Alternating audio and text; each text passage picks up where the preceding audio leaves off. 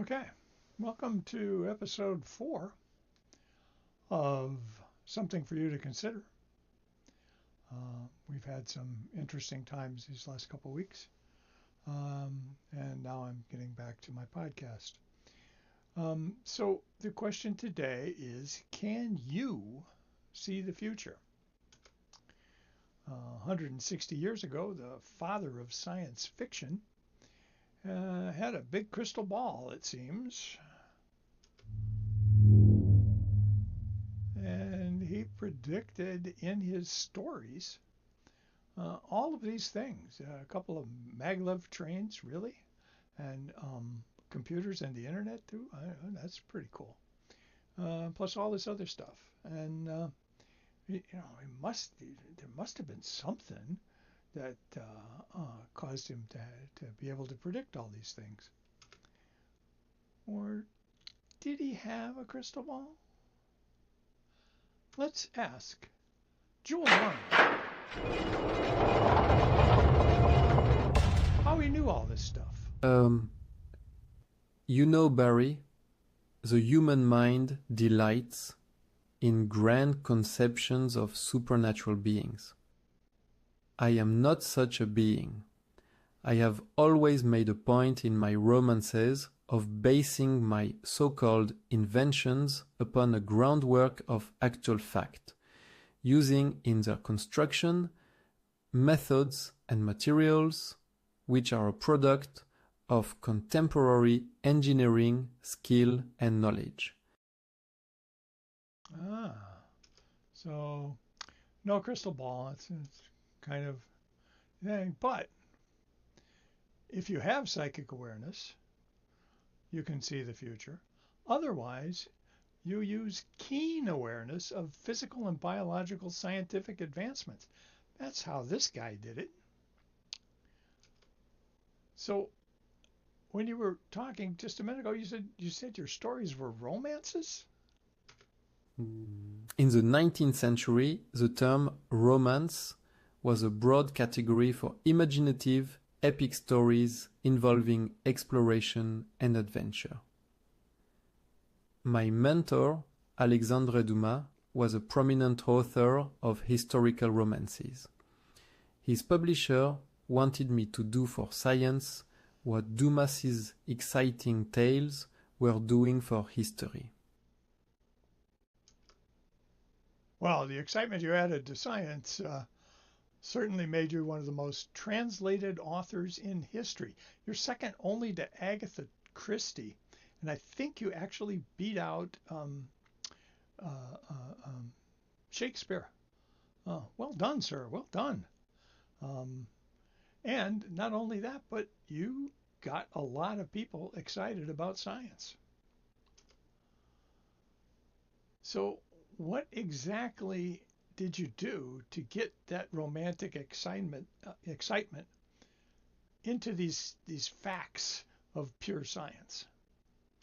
I simply put a little art into what I was writing by imagining the implications of a successful experiment. Science has not and may never master prophecy. We predict too much for the next year and yet far too little for the next 10 or more. Science is made up of mistakes. But they are mistakes which are useful to make, because they lead little by little to the truth. There is a logic to everything on this earth, and nothing happens without a reason. And sometimes God, or the universe, or nature, allows scientists to discover that reason. Well, okay, a good tip for all of you trying to build an audience with your various products on the internet. Put some artistry into all your products. Don't just rely on this artificial intelligence stuff to generate things for you. Put some of your artistry in it, whatever it may be. Good advice. Thank you, Jules. So your stuff was extremely popular. Do you think your work sparked at least some progress in your society? The sole preoccupation of my learned society was the destruction of humanity for philanthropic reasons and the perfection of weapons as instruments of civilization. Whoa. Okay. I don't know how many of you picked up on the satire there, but this is a quote right out of your From the Earth to the Moon romance, meant to criticize the destructive, self-serving acts of militarism and nationalism. And they were all justified in the name of progress. Interesting. Here in the 21st century, not much has changed. Unfortunately, you are correct. I had hoped to see much more progress given the technology that you have available. However, there is always hope for the future, because there is no force more powerful than an idea whose time has come. It is not guns or swords that make winners, but ideas and the determination to see them through. When the world is ready for these ideas, a new and better life for all will come to pass. When the world is ready for these ideas, a new and better life will come to pass. I hope you are right, sir. But how will the world know when it is ready for these new ideas? Fadid before all masters, necessity is the one most listened to, and who teaches the best. Civilization never recedes. The law of necessity ever forces it onwards. Well, I'm going to repeat that one. Before all masters, necessity is the one most listened to, and who teaches the best. Civilization never recedes. There may be some historians who will argue that, but nevertheless, we have made a lot of progress on the whole. It's taken a lot of time, but we have done it. And the law of necessity ever forces it onwards. When something is necessary, when we have to get it done, we tend to do it and move forward. I think that's excellent.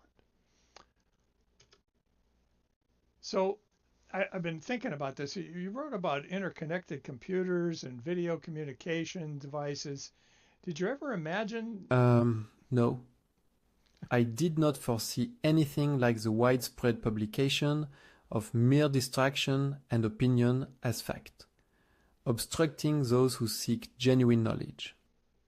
However, in Mysterious Island, Pencroft states, "What a big book, Captain, might be made with all that is known." To which Captain Harding replies, "What an even bigger book could be made with all that is not known. As long as the impossible remains, we will not know all there is to know."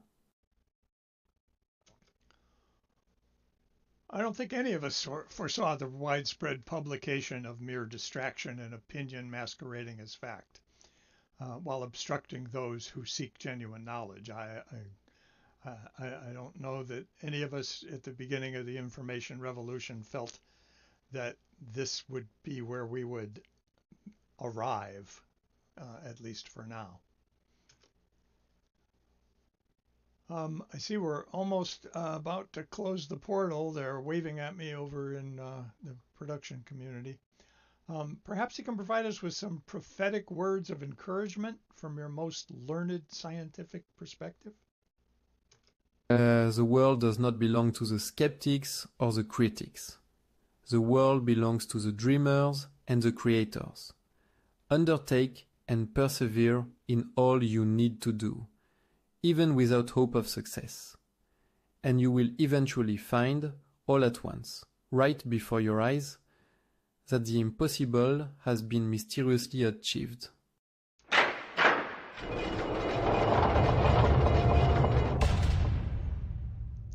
Boy, we got to get that energy cranked up a little better so that we can talk to these guys a little longer. But anyway, let me just reiterate what what Jules just said. The world does not belong to the skeptics or critics. The world belongs to the dreamers and the creators. Undertake and persevere, even without the hope of success. You will eventually find all at once, right before your eyes, that the impossible has been mysteriously achieved. This particular phrase hits home with me uh, very strongly, and probably work that into my podcast for next month. But for now, I thank you for joining us, and we're going to let High Hopes take us out.